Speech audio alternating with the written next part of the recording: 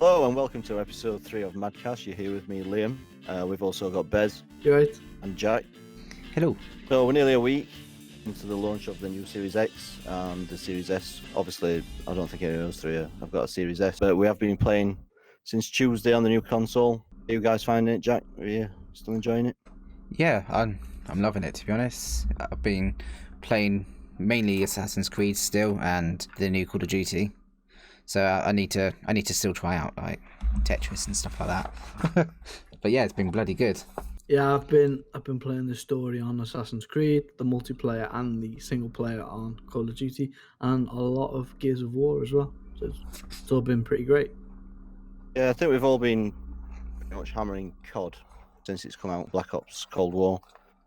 I've found it pretty good actually. I like the new like the 80s theme, and the artistic style of it seems a lot different to obviously playing Modern Warfare a lot. And the multiplayer, the maps, I'm still getting used to. It's been quite good. Yeah, the maps. That's the first thing, like whenever you have a new Call of Duty, it's like figuring out basically where not to run out to. Yeah. Because like you run out and then you're suddenly in the middle of the map just getting peppered. I think there's a decent variety of them. I'm not really sure how many it's launched with this time round. I think there must be around 10 I've played. Obviously you lot like playing Fisher Price mode, which is the core mode. I prefer hardcore. So because you're so hardcore. A hardcore gamer, yeah. Jesus. But obviously, you know, it's got that 80s vibe, you know, that synth music intro kind of. It's a different take on Black Ops. I'm glad they didn't go down the route of all the futuristic stuff that they've done in the past. I don't like all that, you know, made up weaponry that they've done in Black Ops 3 and 4. I have also been playing Valhalla, but not as much as what you guys have. I've probably only done like the first hour or so in it. I've checked out some other games that have been upgraded. So I had a quick look at Fortnite, even though I'm not a massive Fortnite player, but I just wanted to see what the differences were in it. And that looks great. And I've also had a quick go on Apex Legends last night, and that looks way better. Yeah, it's I mean, it's so smooth, and that's the big difference I think that I've noticed with these new consoles is that frames per second difference that you experience between obviously Xbox One X and the Series X. That for me is the biggest change so far. I don't think graphically I've been like, ooh, this is totally different to the Xbox One X. I think Valhalla is probably the one that blew me away the most with that. But just playing COD and Twitch shooters, I don't think we're ever going to notice much difference. For me, it was the field of view I enjoyed changing. Well, normally I feel like the Call of Duties are quite a lot zoomed in, and too zoomed in for me. I like it to be a little bit wider. So to have the ability to change the field of view finally has been the best thing and the most noticeable thing for me. It makes it much better. For that, it makes me glad that I got the Series X. See, they've had that on PC for a long time, and that's why, you know, they obviously having a bigger field of view. Obviously, you can see more what's going on. But like to be able to have that slider in there, you can actually, you know, have it however you want. Like how much have you put it on? I put it on around 100, and it's just. I put mine bang on 100. I think it was default to 80, right? Yeah, 80, 85 it was on mine. I did turn it up max just to see what it looked like, but it was ridiculous. So I turned it down to 100, where I felt like that's where it looked best for me. Yeah, same. Yeah, massive. I mean, I don't mess around with any of this. I just play a default because it's hardcore. You know, more hardcore to play default. So I don't mess around with anything like that. We go down that route now. Have you had any issues with it? I think. I've had 1 or 2 teething issues with the console itself. When I installed Black Ops, I played 2 games of it, and then it kind of froze out, started making like a robotic droning noise, and then just shut the console down. That's only happened once, though. I have seen on Twitter that it is an issue for some others on a much more consistent problem running on their Series X, and it's something to do with the cross-gen bundle, because sometimes it installs the wrong version of Black Ops on your Series X, so it's trying to run the last gen version. But I've only had 1 issue with that. And then the other stuff is just like sometimes quick resume doesn't always work for me, especially on Watch Dogs. I don't know if that's just the game that's not supporting it. Really, the only issues I've had is that, well, there's 2. actually. But when I turn off the controller, and then sometimes it doesn't connect back, I have to hard reset the console because it just keeps blinking, and then the sync button doesn't work. So then you have to hard reset it, and then it all works fine. Have you, have you tried? Because sometimes my Xbox One X controller used to do this, and all I used to have to do was just open the backup, disconnect one battery for a split second, close it again, and then turn it back on, and it seemed to sync itself back up. I don't know if you've tried that. I've taken up because I just got like the rechargeable like battery pack, so like I take that out and then put it back in. That doesn't seem to help. So if it was that, then unfortunately not. But I will try that. Then the only other thing, when I do turn off the console, I've had it a couple of times where it's actually turned itself back on. So that's very weird. Do you want to know why, Jack? That's because do you turn your headset can turn your machine on. So if you turned your Xbox off and then turned your headset off, you might have turned your console back on with. Well, there we go. It might just be user error after all of that. See, I've been living with this for like, how long has it been now since it's launched? Like, I'm just there like thinking I got some ghost here with me or something. The danger here same is headset as me, right? Yeah. You've got the Arctis 9X. Yeah, I do. Danger here is, are you actually going to take Bez seriously, or do you just put it down to user error? Because he'll have you at home doing all sorts of stuff, trying to get this working, and it's probably not true. He'll be like IT tech support. Have you tried turning it off and on again? Have you had any issues, Bez? Same issues as Jack. Same with the controller. I have to keep turning my controller off and on again before it can connect to the Xbox, which is super weird. And I thought it was because it was connecting to my other Xbox. So I've tried to unpair everything from that Xbox. And that seems to have helped. And also I did run into the same issue as Jack, as the console was turning back on, but it was because I was turning the headset off after I turned the Xbox off, so it was turning it back on. So stop doing that. Turn the headset off first. So I think we can the Xbox off. I think we can safely say, if there's other people out there with the SteelSeries headsets, turn off your headset first. Yeah, 100%. Because it did confuse me, and I was thinking, oh my god, why is this turning back on? I think we've seen on social media and stuff, you're never going to have a console launch without any issues. We had it. I had quite a few issues with the Xbox One when that launched. I think that goes across the board as well, because I think there might be a few issues with PlayStation as well. You're going to get these teething issues, but it's nowhere near as bad as what some. I don't know why they do it, but there's these social media influencers, or they believe they're influencers, or they're doing it for clicks. I don't really know exactly what the gain is in making up videos, but I've seen people, obviously they're blowing vape smoke through the Xbox Series X and then doing it on Instagram and Twitter to make it look like it's smoking. And then you just get absolute tools that are opening these things up out of the box and just smashing them up. So that's on both sides as well, just like Xbox and PlayStation. I don't know. I don't think this is. I don't think it's reflective of either sort of fan base. I think this is just individuals. It's so frustrating to see as well, because there's people that are waiting for these consoles, especially over here in the UK. I mean, PlayStation 5 launched in the US on Thursday, wasn't it?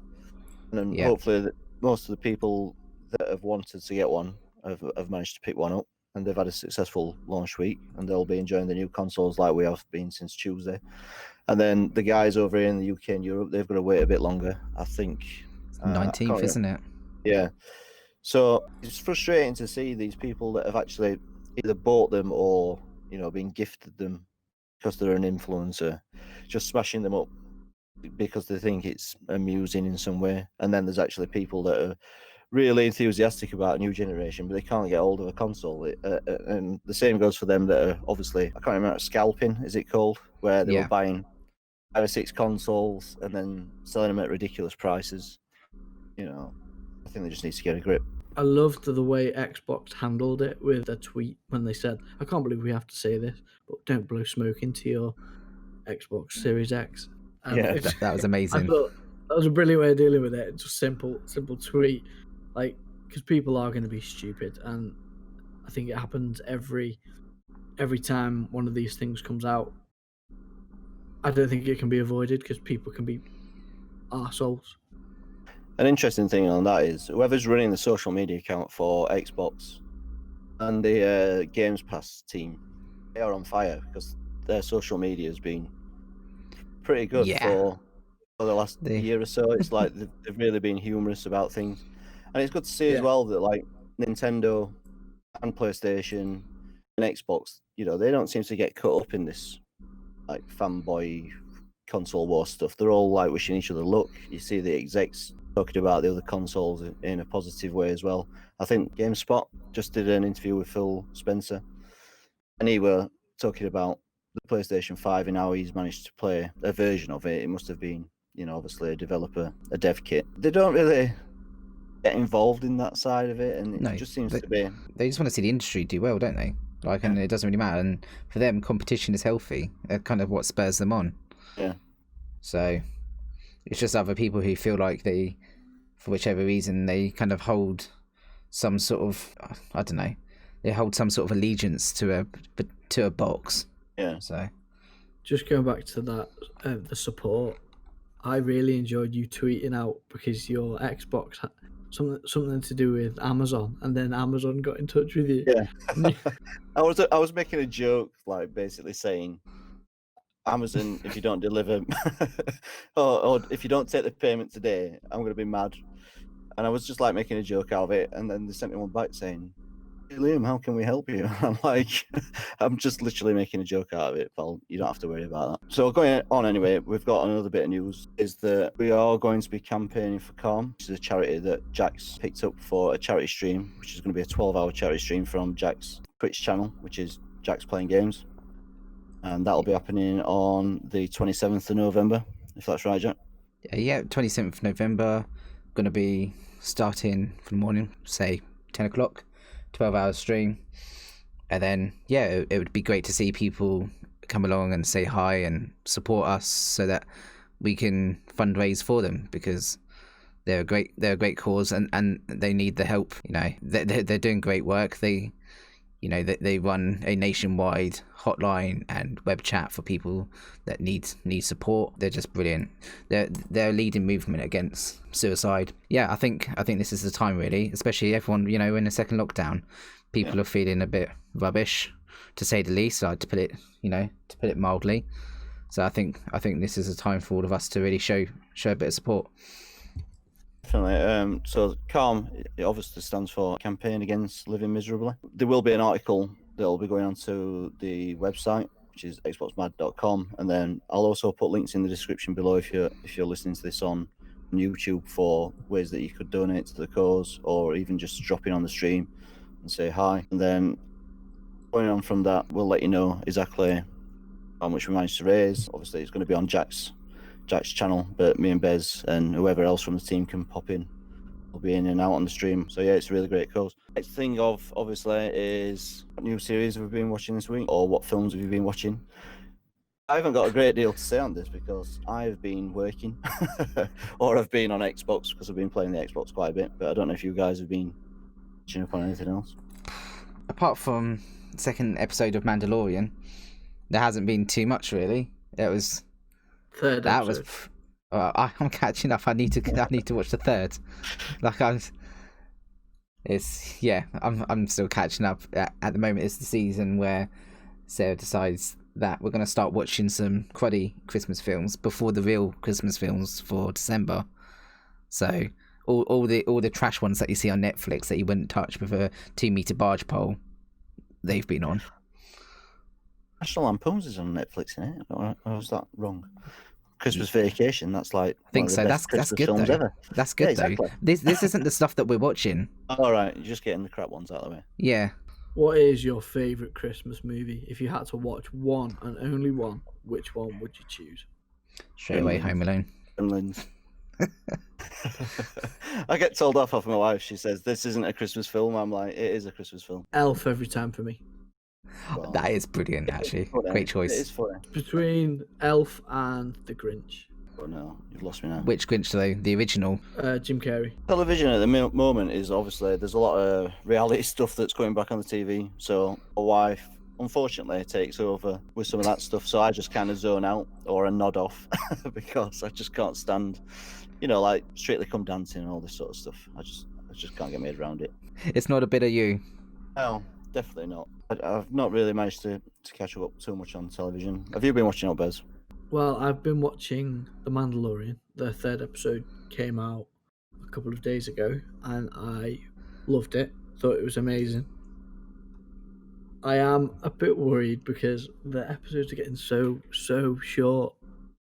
But what's happening in the episodes is improving. Like there's bigger stuff going on and bigger characters coming in. I won't say too much because Jack hasn't seen episode 3, but Yeah, I just sat here just like, please don't.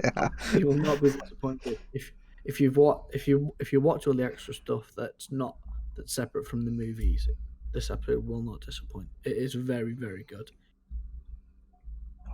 Damn. But apart from that, not really. I watched The Mandalorian, and other than that, I've been playing on my Xbox. But apart from that, not a lot.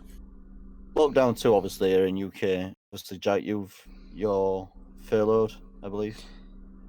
Yeah, furlough. Well, having to do that whole shielding thing again. So, yeah, that there's going to be a lot of people that are in the same position. I'm luckily young enough where I can jump on Xbox with you guys. I can stream. I can do things to keep me occupied. I can keep myself. I can keep myself connected to the outer world. That is what's keeping me going. If I was a bit older and maybe didn't have that, then I think I'd probably find it quite tough. And to be honest, that's what kind of got me thinking about Calm in the first place, because there's going to be people that will need the help. 100%. So. What's good about having a lot of friends on Xbox is there's loads of people we can talk to, but there's definitely going to be a lot of people in your friends list that are living miserably at the moment. So I'd definitely say, if you can, reach out to someone that you think might be struggling, if possible. 100%. Play a couple of games, catch up, and stay as social as you can. I was just going to say, I'd also like to point out that we have got a Discord channel, and I've been trying to sort of on Twitter say, if you are a gamer and you're struggling with this kind of isolation, or you're feeling a little bit down, if you want to join our Discord, which I'll put a link for in the description below, we're always trying to connect people up, to play games and have fun, get some social events going, just to make it so you're not on your own during lockdown, which is obviously a really difficult period for some people. I mean, I'm looking away, and I don't know if you could ever say this in any other context, but I get to go to work, so it's not much different for me, because work is pretty much the same as it always has been. But I know that my wife struggles a little bit because she works from home, and everybody think, oh, it's great working from home. You just get to watch television and type away on your computer, but it's that isolation side of it, and not having contact with your friends and not seeing your family members, that really affects you. And she definitely feels locked down a lot more than I do. Yeah, as Bez said, literally, if you think there's someone that could do with a bit of a pick me up, or you think that they're struggling a bit, drop them a party invite. You honestly won't realize how much that will mean to them. Yeah. It could literally be the highlight of their day. Look forward to next week, guys. We'll be streaming again. I know, Jack, you've got your schedule up, and you've been on a fair bit on your Bez. And then obviously we've got Amy as well, who should make affiliate this week, which is great news for her. Yeah, congrats to her. So when's your schedule out, Jack? I'll be putting the schedule out tonight for tomorrow onwards. So I'll post that up, and I'll put it on Twitter, just because that's the usual space. You've managed to stream with me and George without getting banned. Congratulations.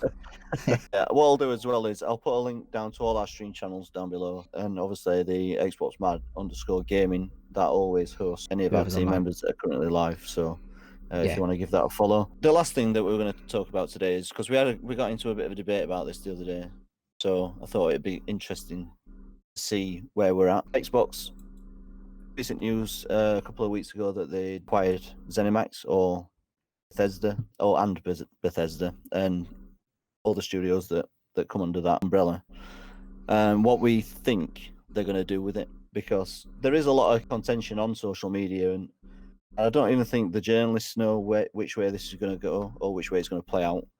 because this has to be one of the biggest acquisitions in gaming history. You know, there's not many purchases where you get so many iconic titles under one publisher, and certainly not for $7.5 billion or whatever they paid for it. So we obviously got into a bit of a chit chat about what we think we're going to do with it. You know, we'll let Bez go first because he's wrong. I think it's going to go because Microsoft and Xbox, Phil Spencer have always said that they don't really fancy exclusives, and they've never really pushed it as hard as other platforms. And I think they're gonna use Game Pass, buying games like Skyrim, Doom, Prey, and putting them on Game Pass is the benefit of coming to Xbox. I think they are gonna leave the other consoles to have the games, but obviously they won't have the benefit of having them on a monthly subscription. And I think that would be enough for people to go, well, if I buy an Xbox and I get Game Pass, I get all of the games, and I only have to pay a couple of quid a month. But if I play them on other consoles, I have to pay for those games full price. I don't think they're going to go down the route of making games exclusive to Xbox and saying unlucky to the other platforms, because I don't think that's Xbox's style. Yeah, I mean, I do agree. I agree. Like, obviously, Phil Spencer's already said that Games Pass in itself is sustainable in its current model, so they don't really need to change subscription prices. You know, you were talking about exclusives, and everybody bangs on about how Xbox has a lack of them. I think if you're going to spend $7.5 billion, then you're going to want. You can either look at it in two ways. You're going to want a return on it straight away, which then will go down the path of what you believe in, Bez, which would be still sell them on other platforms. Or you could look at the long run or the long game. I think, well, if they're consistently churning out these exclusives on Xbox, then people are going to start looking at this and think, well, now I kind of need an Xbox to play it, or at least a subscription to Games Pass on PC. Because I don't think they'll stop releasing them on PC. Whether they stop releasing them to Steam or Epic, I don't know if they've released any games on Epic, to be fair. But you know, they might just leave it exclusively to Games Pass. I think 7.5 billion is a big statement to say we're still going to let these games go out on other platforms. Because I certainly think when I look at PlayStation, and I will pick up a PlayStation 5 at some point, I just can't afford it right now. And I'm waiting for the digital version to become back in stock because they are like gold dust compared to the disc version. The Last of Us and certainly games like Horizon Zero Dawn, I played last gen, and God of War. And I bought a PlayStation basically just because I wanted to play those games. And I think, you know, Xbox don't care too much about selling hardware, but they are really pushing the Games Pass thing like you've just mentioned. But I don't think they're going to allow exclusives to slip through the fingers after spending such a big amount of money. I don't know where Jack, you're a bit on the fence, aren't you? Yeah, I can see sort of points from both sides, because I think they've been a little bit coy with their wording on how they're going to be going about it. I think it's because they know that when they do actually say we're going to be doing this, I reckon there's going to be a little bit of backlash from either side, essentially, because people are always, you can't please everyone. There's always going to be people that are going to be upset with what you do. But I can see them putting all the games on Game Pass and still charging for things like Elder Scrolls on PlayStation, because you can't simply just take that away when they've already been such a long established IP. I mean, but you can, but it's a pretty dick move. Well, is it? But they can. They spent 7.5 bill, so you can kind of do what you want, right? Sony bought Insomniac. Like, they released Sunset Overdrive on Xbox One, and that was an early title that was actually quite popular. Yeah, popular amongst Xbox gamers. Now, Sony own Insomniac. We're not going to see. There's no way that Sony's going to release Sunset Overdrive 2. Is that a dick move, or do you think that they should do that? It always seems like not to get too into that, but they seem like they tackle things one way and Xbox tackles things another. Yeah. I feel like they always go down the nice route of we just want everyone to play our games. It doesn't matter. Like, I think they don't necessarily. They might not even say that it's going to be on all sort of different consoles and PC and all that. They might even just say it's on xCloud. Buy it on xCloud. They could take it by case, couldn't they? Like, well, that's what he did say. He did say Doom might be for us, and then they might say the next Skyrim's for everybody. They could do case by case, but I don't know. It could go either way. But I do agree with you, Liam, that they wouldn't spend that amount of money to let the exclusives like slip out the hands. But at the same time, if the other consoles buying that game is going straight into Microsoft's pocket, and the amount of people that are playing on other consoles, I think it's hard to see them saying no to the other consoles. I mean, the short term, obviously, there's the loss in revenue if you take it off of the other platforms. So, if you take Elder Scrolls 5 off like PlayStation platforms, even Switch, I mean, they made successful lots of Skyrim over to the Switch. You're going to lose that revenue short term, but long term, people who look forward to playing Elder Scrolls and Fallout and Wolfenstein, Doom. If they are no longer on a platform that you own, then you start looking at another platform, just so you don't miss out. So it's the FOMO approach to. You love that word, don't you? You love the. I do love that word. I've learned it now. It's a young person's word, and I'm using it. I just realised as well. Yeah. So Elder Scrolls was 5, so it's going to be 6, but no big deal. just for clarity. I went with the next Skyrim because I was unsure. Yeah. But anyway, like, obviously, I think there is points to be had on both sides, and you could do it like you said, Bez, where you like dip your toes in one aspect and say, like, we'll release the big games like Fallout and Elder Scrolls on other platforms because that'll make us the most money. But then some of the more smaller titles compared to those two like juggernauts like Doom, Wolfenstein, Prey, and we'll keep them exclusive. There could be an aspect of that. I don't know. You're probably going to want to, if I was them, you probably want to keep a big hit or two in your back pocket, won't you? I don't think there's an easy answer to it. I think we could go around in circles for ages on this. I think what we really want to see actually is if you're still listening to us this far in, first of all, thank you. But then also, what do you think is going to happen? Let us know. Yeah, put it down in the comments below if you're listening to this on YouTube, or you can either tweet us at XboxMAD, or if you just look us up on Facebook as well, you can leave a comment on our page. And I think that's about it for this week. So thanks for joining us again on this week's episode of MADCAST. If you are listening to this on YouTube, if you'd like to give us a subscribe or maybe ring the notification bell for next time that we're uploading. We're also on Spotify and Anchor FM. You could also catch us up on Twitter, which is at XboxMAD, or on his Facebook if you just search XboxMAD on that.